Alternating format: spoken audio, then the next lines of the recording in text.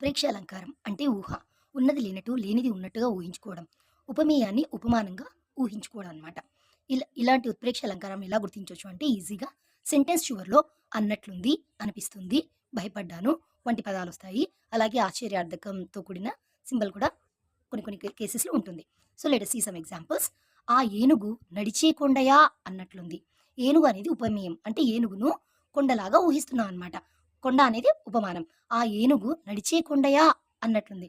అన్నట్లుంది అనే ఒక పదం వచ్చింది కదా! చివర్లో అందుకే ఇది ఉత్ప్రేక్ష అవుతుందనమాట. అంటే ఊహిస్తున్నాము ఏనుగును కొండలాగా. అలాగే ద్రౌపది యొక్క తల వెంట్రుకలు త్రాచుపాములా అన్నట్లున్నాయి.